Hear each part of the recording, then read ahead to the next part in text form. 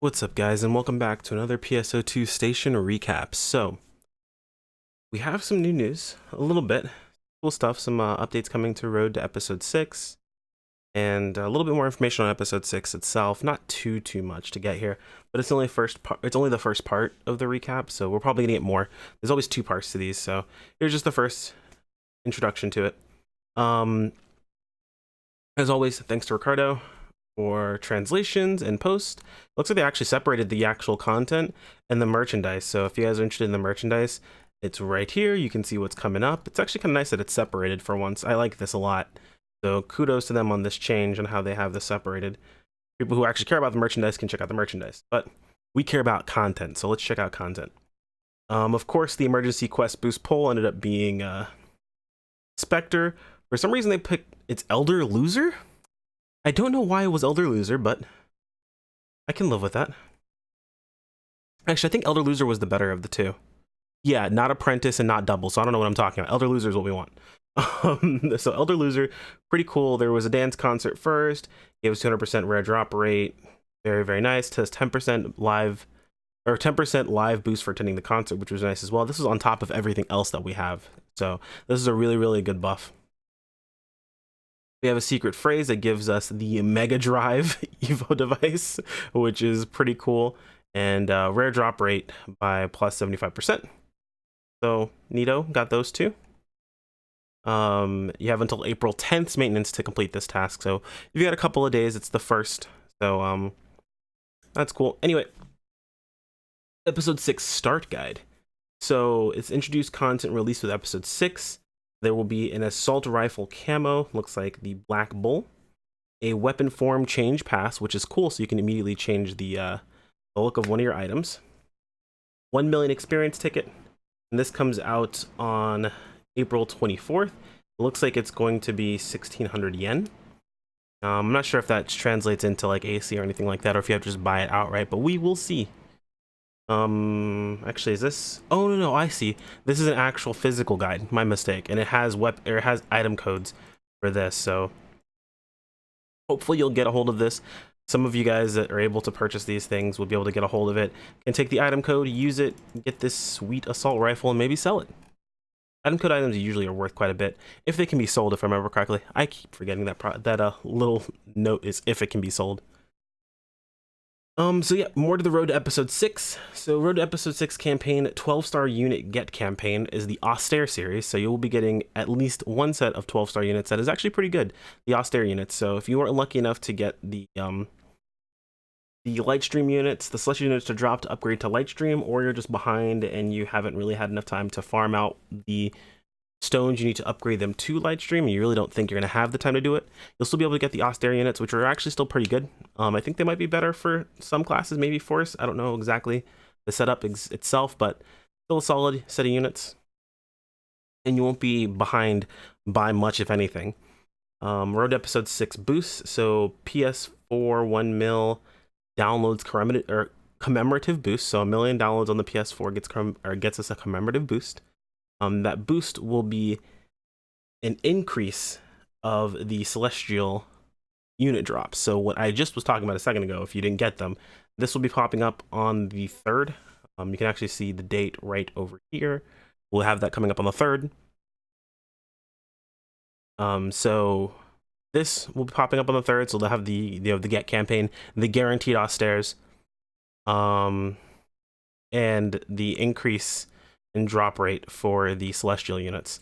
That's pretty cool. SG ticket campaign and SG shop sale, episode 6 countdown campaign, bonus key present and bonus quest boost, and then episode 6 grind boost event, and support item scratch from the 17th until the 24th, right until the new episode comes out.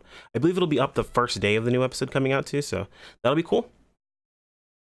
But or maybe end on that day. I'm not sure how that works out. Probably doesn't end on that day. So basically the week before episode 6 comes out, you have your affixing time, affixing support items and all that good stuff will be around. So save up, get them then. I know I've got some AC set aside for that too, to make some money off of it, because I recently got my last unit. Actually, at the time of making this video, I just did Persona about an hour ago, got my unit to drop and affixed it immediately, got it taken care of. So now I'm at exactly where I want to be for episode 6. Finally, it only took until like a month before episode 6 is coming out, but it is done. Let's see here. We also have, oh yeah, this is the late April lobby. Not a whole lot going on here. Easter lobby, Easter bingo, of course, Easter stuff, egg wrappy suit mini, bingo reward. It looks like it is a camo. Weapons badge you can change. Oh, you can exchange for the Phantom's Order. I'm assuming that's also a camo for all the Phantom weapons and stuff like that. So you'll be able to get the Phantom's Order weapon camo.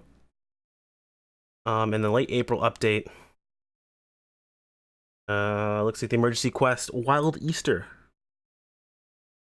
Wait, hold on. Oh no, this is also, for a second I thought this was early April. I was like, wait, they're putting the Phantom's Order in the game before Phantom gets here?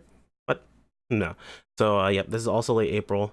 2 area format, possible drops contain special abilities for seasonal emergencies. Okay, no, Apostolo Dragon, whatever. I mean, that's the standard stuff we're used to seeing. It's just another emergency quest, another seasonal emergency quest. So if you need anything for seasonal stuff, go ahead and go for it. A really nice thing for the seasonal emergency quests right now, to make them a little bit more worth doing, you can farm the weapon collection stuff for plus 30 versions of these items, even if they don't mean much to you for their special, or the SAFs for them. You can still use them as grind fodder, so still useful to that extent. And it's quite a bit of experience, so it's pretty helpful. Also egg collections, of course, and then there's a new 14-star, the RA Stinger, an all-class partisan. I'm not sure what that's going to really be all about, but we'll see. A new 14-star, and then of course the scratch for Phantom, so all the Phantom outfits and the new NPCs. I'll be going after that new Phantom coat, hopefully in a different color. And then Trinity Star AC, of course, yeah, is the scratch itself. Hulk, Lamilla, Theodore outfits, all that stuff. It looks like they're gonna be Phantom poses, appear in the lean pose. Oh yeah, I can see it right here. Of course, I can't actually click on this because that is how we get our our video slapped with a content ID match. But yeah. Oh yeah, so this is something else that got changed in here as well. Regarding previous AHRQ Mission announcements, a slight change has been made for the AHRQ Mission announcement from the previous stream. Please read the Clotho section of the previous post for context, and there's a link, of course, so you can check it out. This time, Clotho's Meseta equivalent will instead be distributed only to weekly missions. So what they were saying beforehand is, because before they were saying it's daily missions that'll have the amount, the Meseta kind of broken out to it, which it was supposed to remain somewhat close to the same, but go into daily and weekly missions. What they actually meant was it's going to go into weekly missions, but it'll just be weekly missions itself, not daily missions as well. So it won't be as spread out, meaning you can do all your stuff in like a day for the whole week and then move on to something else. In case you don't want to do like I play every single day. Some players don't have as much time, so it'll work out a little bit better that way. You can get a maximum of looks like about 2 mil Meseta upon completing weekly missions. Hopefully they are not as boring as the previous ones were. Daily mission rewards will be experience and boost items. So if you're trying to level, you'll be your daily mission rewards versus weeklies will be for money. Missions and rewards will be subject to change according to the game situation. They will notify you in advance if such changes are made. Basically saying that if people are making too much money, or if they're not making enough money, they can make adjustments. So that's pretty cool. I guess that's not too bad. They showed off the new emergency quest. That'll be coming in late May. So that is going to be 3 sectors. It looks like probably 2 on foot and then 1 in the AIS. Earn points in sector 1 and 2 to increase the rewards for sector 3. And then I showed off some stuff for AIS Vega. New features for AIS Vega. Multi-lock missiles lock onto several targets and fire out missiles at them. Counter shield opens a shield which consumes PP. The shield will absorb the enemy's attacks. Release a shield to perform a powerful counterattack, and the power of the counterattack is based on the number of attacks absorbed by the shield. By absorbing 7+ attacks, the counterattack will be even more powerful. So my assumption is you have to absorb at least 7 attacks to get the strongest shield counter. So your idea will be trying to go for that 7 attack absorb. If you're absorbing more than that, you're not really getting much more out of it. Auto track automatically adjusts your altitude with locked on enemies. As long as you're locked on, your altitude will adjust automatically, which is good. Urgent ascent. Urgent descent, speedily maneuver up and down. UI changes, added an icon when you draw the most hate. Oh, that's helpful. So those of you guys who play Hunter, or those of you guys who play Hero who are trying to get attacks directed your direction, so you can either step them or ignition parry them, they added an icon for you to tell when you draw the most hate. Added an icon that displays how many people are in the quest. Okay, cool enough.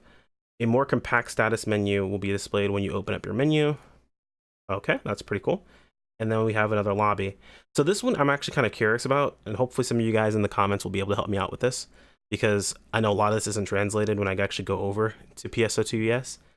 Every year, the Tanabata, I'm probably pronouncing that horrifically wrong, I apologize for butchering that. Lobby is decorated with wishes sent in from players. Everyone who submits their wishes using PSO2 ES feature between April 3rd and April 5th will receive prizes. Heroes Crests 77 and Rappy Medals. Now, the reason I'm curious about that is right here. Heroes Crests. We have Conqueror's Crests and we have King's Crests. We don't have Heroes Crests yet. So I kind of want the new crests to find out what they're going to go towards. Kind of important to me, so I want to know how to do this. Hopefully it'll be relatively easy to figure out in ES. I'll log into ES on the 3rd and see if I can figure it out. If so, I might make a quick little video about it for you guys who might not be able to. But anyone who does natively speak Japanese or is able to read it relatively well and can actually figure all that stuff out, it'd be fantastic if you guys could message me. Either just DM me on Discord or just shoot a message to me in our our group Discord. For everything, that would be fantastic. But that looks to be it, guys. That's pretty much everything we have coming up. Like I said, this is just the first part of the station recap. There's always a part 2 that has more information, because this one seemed a little bit lacking. I'm guessing part 2 will probably come like next week-ish. Actually, I want to see something. Let me take a look. Info broadcast is just the same thing here. And if I go back to the website, yeah, there's no information on when we'll be looking at the next cast, unfortunately. So we'll just have to wait. So yeah, this is the one that we had here. So 6 information. Armada of the End is going to be show off. So yeah, let me know what you guys think. You guys excited? I kind of am ready to get this new Phantom like coat looking thing. It looks pretty dope. And get the Phantom outfits and all that stuff. That's pretty much all I'm looking at. That and grabbing Phantom's Order, of course, when it comes out. I actually have a weapon set aside. I use the Road to Episode 6 to make another Atlas EX, and I have that set aside for Phantom. Got some other weapons. The things are looking pretty good, but I'm happy to be done with farming for a while now. We're pretty much all set up until Episode 6. I'm not sure if any of you guys have been farming or you guys are ready, but we got about 23 days left. Hopefully you guys will be ready by then. Anyway, guys, thanks for joining me on another one of these. Let me know what you guys think in the comments. Toss off any questions you might have, and I'll see you all in the next one.